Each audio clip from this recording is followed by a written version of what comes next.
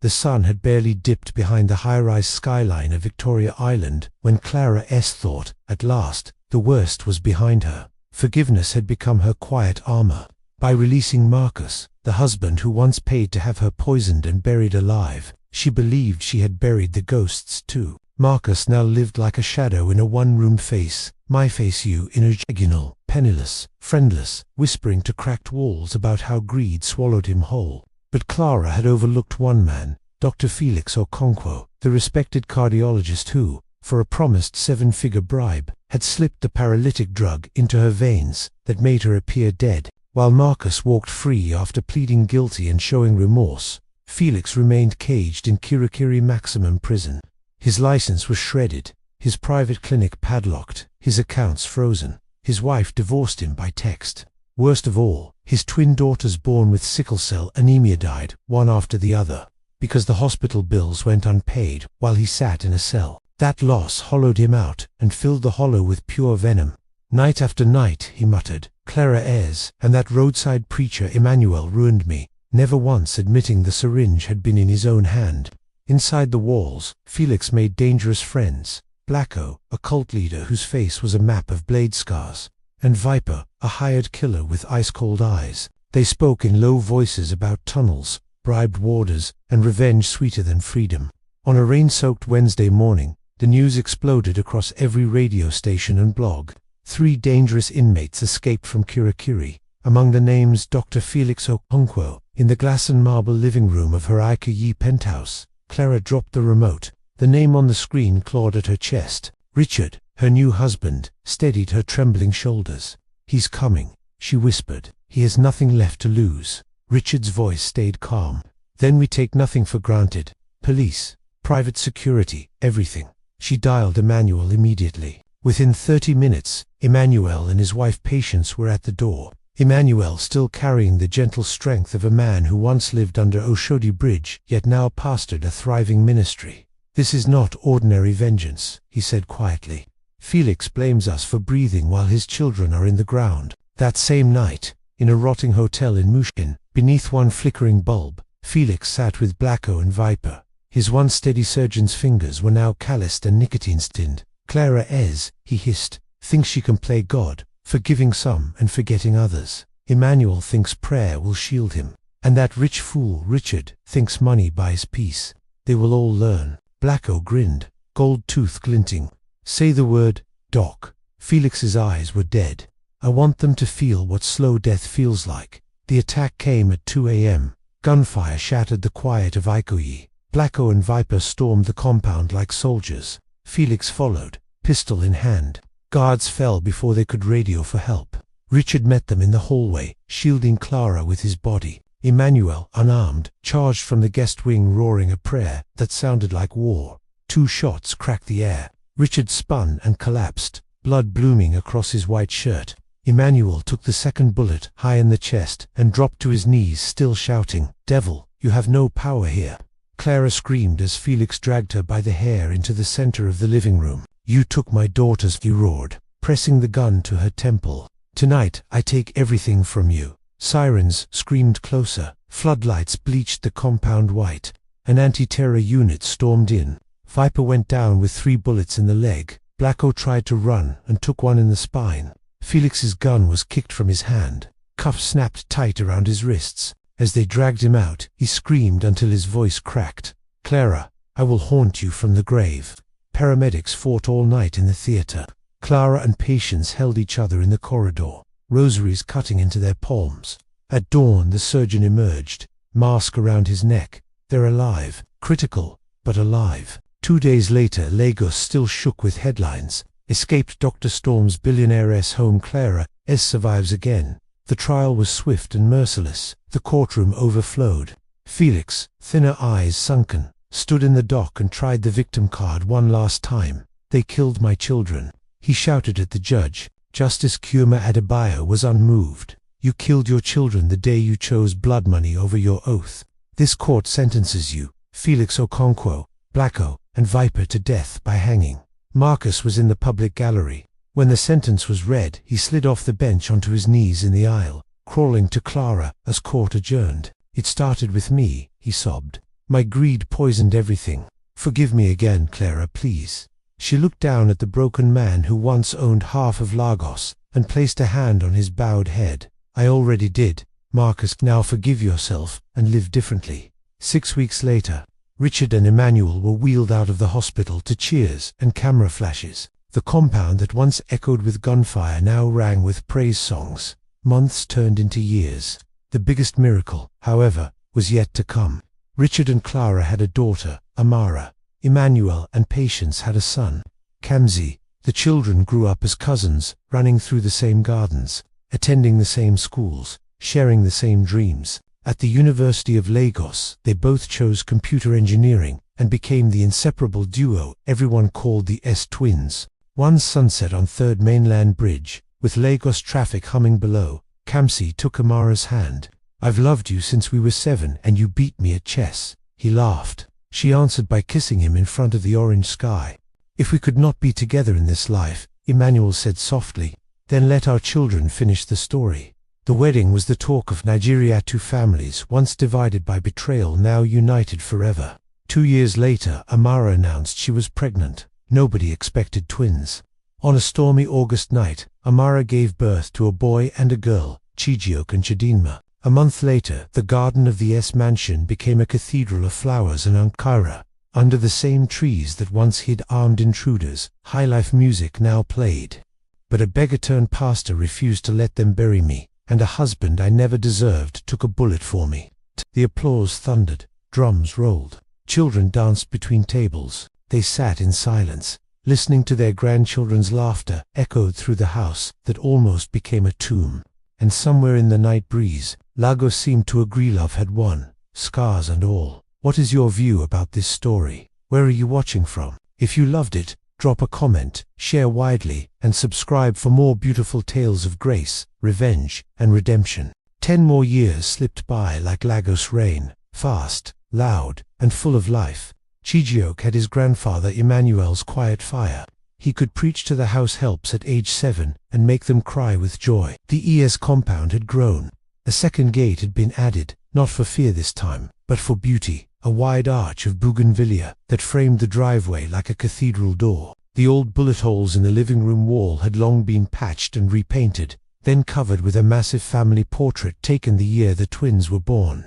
In the picture, Clara and Richard sat in the center. Emmanuel and Patience flanked them.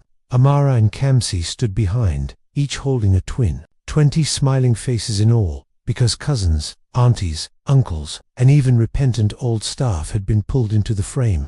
The portrait was titled, simply, Victory. Every December 24th the family held what they now called the Night of Remembrance and Dancing. It began with a short Thanksgiving service in the garden. Then the High Life band struck up, and the compound turned into one big Owambi that spilled onto the street. Neighbors no longer needed invitations. They just followed the music and the aroma of pepper soup. On the 10th anniversary of that night, something special happened. Clara, now 70, but still straight-backed and elegant, stood to speak as usual. The microphone trembled slightly in her hand. Age had finally begun to win small battles.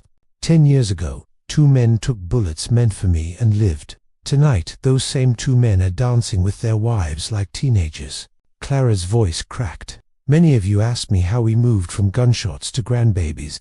I will tell you the secret now. The secret is these ones.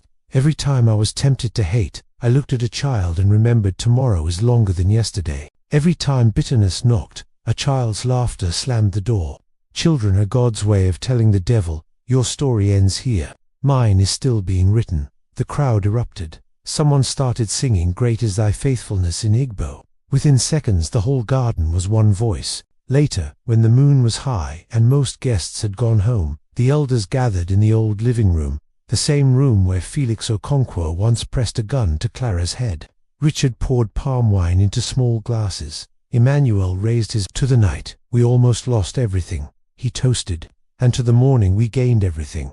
Clara finished. They drank. Then Richard did something nobody expected. He walked to the wall, pulled down the huge family portrait, and turned it around. On the back, hidden for 10 years, was the original photograph taken the night of the attack. Bullet casings on the marble floor, bloodstains, police tape, Clara on her knees weeping over 2 stretchers.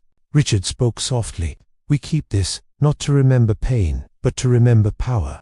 The power of a god who turns graveyards into gardens. He hung the portrait back, picture side out again. The smiling family covered the nightmare once more. Kichioke, bold as ever, raised his small fist. Grandma, when I grow up, I will build a hospital for poor people, so no doctor ever chooses money over life again. Then the story is complete, she whispered.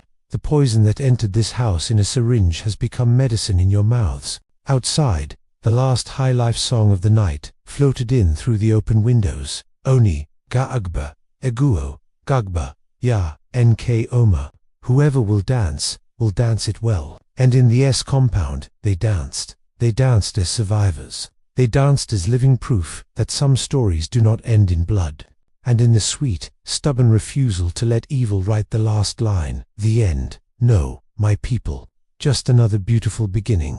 If this story blessed you, type Amen in the comments. Share it with someone who needs to remember that grace always outruns revenge. And follow this page for more true life-inspired tales of redemption. See you in the next one. Clara S. was now 91. Her famous straight back had finally bowed a little, but her eyes still held the fire that once stared down death twice. She moved slowly now, leaning on a carved ebony walking stick that Kichioke had made for her 80th birthday. The stick was engraved with one sentence. Death came, Grace answered. The compound had changed again.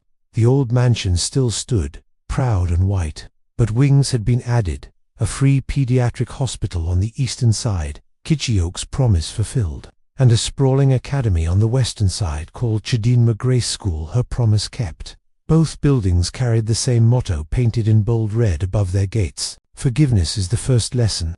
Everything else follows. Chijioke, now 30, was Dr. Chijioke Ezokik, head of cardiology at the hospital that bore his grandmother's name. He had his grandfather Emmanuel's gentle voice and his father Kamsi's steady hands. Patients called him the doctor who prays before he cuts. He still did. Every surgery began with a 30-second silent prayer and ended with him laying hands on the chest he had just closed, whispering, "Thank you for another heartbeat." Chidinma, 30 as well, had become Justice Chidinma Ezokik, the youngest female justice ever appointed to the Lagos division of the Court of Appeal. Her courtrooms were famous for two things: zero tolerance for corruption, and a small bowl of cola nuts on the bench, a reminder that judgment must always be seasoned with mercy. Criminals feared her, victims adored her. Jerry and Jessica, the original twins, were now married with children of their own, scattered across London, Houston, and Abuja, but they returned every Christmas like migrating birds. On the morning of Clara's 91st birthday, the entire family gathered again in the garden that had seen blood, bullets, weddings, naming ceremonies, and now this, a quiet sunrise Thanksgiving. The old matriarch was wheeled out in a chair draped in white lace. Every grandchild and great-grandchild, 27 in total, formed a crescent around her. The High Life Band was there, but today they played only soft guitar and organ, the kind of music you feel in your bones more than hear in your ears. Clara raised a trembling hand. The garden fell silent. "I have one last story to tell you," she began, voice soft but clear, the way old rivers still run deep. "When I was lying in that coffin years ago, I heard a voice. Not Emmanuel's, though his shout saved my body. A different voice. It said only 4 words. Your story is not finished. I thought it meant I would live. Today, I know it meant something bigger. My story would keep living in all of you." She looked at Kichioke stitching broken hearts, at Chidinma stitching broken justice, at the toddlers chasing each other between the chairs, at Richard, white-haired but still handsome, holding her hand like the first day they met, at Emmanuel, now stooped but eyes still bright, sitting beside patients who had fallen asleep on his shoulder years ago and never woken up again. "I am the root," Clara said, smiling through tears. "You are the branches, and look how far the tree has spread." She beckoned Chijioke and Chidinma forward. From her lap, she took 2 small envelopes sealed with red wax. "Open them when I am gone," she instructed. Not a day before. That night, after the feast, after the dancing, after the last grandchild had been carried sleeping to bed, Clara asked to be taken to the old living room one final time. Richard wheeled her in. Emmanuel walked beside them, slow but determined. They stopped beneath the great family portrait that still covered the hidden photograph of the night of blood. Clara looked up at the smiling faces painted there. "I am ready," she said simply. Richard and Emmanuel understood. They had buried wives and friends. They knew the look. They prayed short, strong, Igbo prayers that sounded like commands to death itself. Then Richard leaned down and kissed her forehead. 3 days later, 10,000 people followed her casket through the streets of Lagos. The hearse was not black, it was white, covered in white lace and gardenias. Kijioke and Chidinma walked behind it, holding the hands of their own children. At the graveside, after the pastors and the bishops and the imam had spoken, Chidioke stepped forward, opened the first envelope, and read his grandmother's last words aloud. "To every child who will ever stand where I stood, remember the night poison entered this house in a syringe. Remember the night bullets tried to write the ending. Remember that both times, love stood in the way. Your job is simple. Keep standing in the way. Heal hearts, heal justice, heal people. The story is yours now. Do not drop it." Chidinma opened the second envelope. Inside was only one line, in Clara's spidery handwriting. "I forgave them all. Now teach the world how." The crowd wept. The skies opened and gentle rain fell, Lagos rain, the kind that feels like heaven, washing the city clean. That evening, back in the garden, the family gathered again. No one felt like mourning. They felt like celebrating. Richard raised a glass of palm wine.